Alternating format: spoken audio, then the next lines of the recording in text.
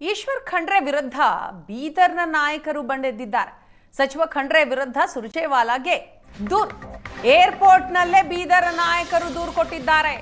ಸಚಿವ ಈಶ್ವರ್ ಖಂಡ್ರೆ ಅವರ ವಿರುದ್ಧ ವಿವರಣೆ ನೀಡಲು ಸಮಯ ಕೇಳಿದ್ರು ನಾಯಕರು. 2 ದಿನ ಇರ್ತೇನೆ, ಭೇಟಿ ಮಾಡಿ ಆಗ ಮಾತಾಡೋಣ ಅಂತ ಹೇಳಿದ್ದಾರೆ ಉಸ್ತುವಾರಿ ಸುರ್ಜೇವಾಲಾ. ರಾಜಶೇಖರ್ ಪಾಟೀಲ್, ಅರವಿಂದ ಕುಮಾರ್ ಉಸ್ತುವಾರಿ ಬಳಿ ಮನವಿ ಮಾಡಿಕೊಂಡ್ರು. ವಿವರಣೆ ನೀಡೋದಕ್ಕೆ ಸಮಯವನ್ನ ಕೇಳಿದ್ರು. ಇದು ನಡೆದದ್ದು ಏರ್ಪೋರ್ಟ್ನಲ್ಲಿ. ಬೀದರ್ ನಾಯಕರು ಏರ್ಪೋರ್ಟ್ನಲ್ಲಿಯೇ ಉಸ್ತುವಾರಿ ರಣದೀಪ್ ಸಿಂಗ್ ಸುರ್ಜೇವಾಲಾ ರಾಜ್ಯಕ್ಕೆ ಬರ್ತಾ ಇದ್ದ ಹಾಗೆ ಏರ್ಪೋರ್ಟ್ನಲ್ಲಿಯೇ ಮಾತನಾಡಿದ್ರು. ಈಶ್ವರ ಖಂಡ್ರೆ ವಿರುದ್ಧ ದೂರು ಕೊಟ್ರು.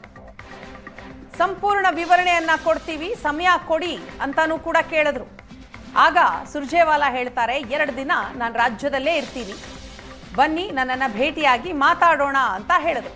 ನಮಗೆ ಪ್ರತ್ಯೇಕ ಸಮಯ ಬೇಕು ಅಂತ ನಾಯಕರು ಕೇಳ್ತಾರೆ.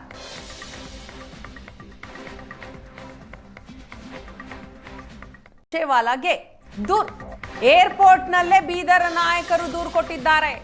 ಸಚಿವ ಈಶ್ವರ್ ಖಂಡ್ರೆ ಅವರ ವಿರುದ್ಧ ವಿವರಣೆ ನೀಡಲು ಸಮಯ ಕೇಳಿದ್ರು ನಾಯಕರು. 2 ದಿನ ಇರ್ತೇನೆ, ಭೇಟಿ ಮಾಡಿ ಆಗ ಮಾತಾಡೋಣ ಅಂತ ಹೇಳಿದ್ದಾರೆ ಉಸ್ತುವಾರಿ ಸುರ್ಜೇವಾಲಾ.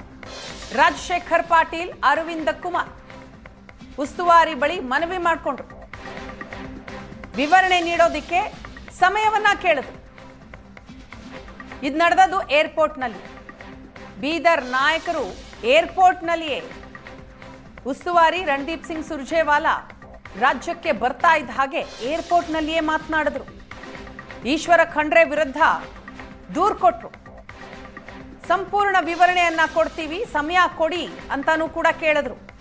ಆಗ ಸುರ್ಜೇವಾಲಾ ಹೇಳ್ತಾರೆ, 2 ದಿನ ನಾನು ರಾಜ್ಯದಲ್ಲೇ ಇರ್ತೀನಿ, ಬನ್ನಿ ನನ್ನನ್ನು ಭೇಟಿಯಾಗಿ ಮಾತಾಡೋಣ ಅಂತ ಹೇಳಿದ್ರು.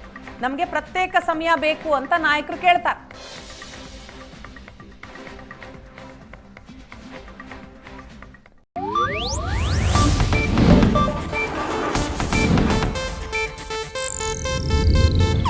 ಇದು ಏಷ್ಯಾನೆಟ್ ನ್ಯೂಸ್ ನೆಟ್ವರ್ಕ್ ಪ್ರಸ್ತುತಿ.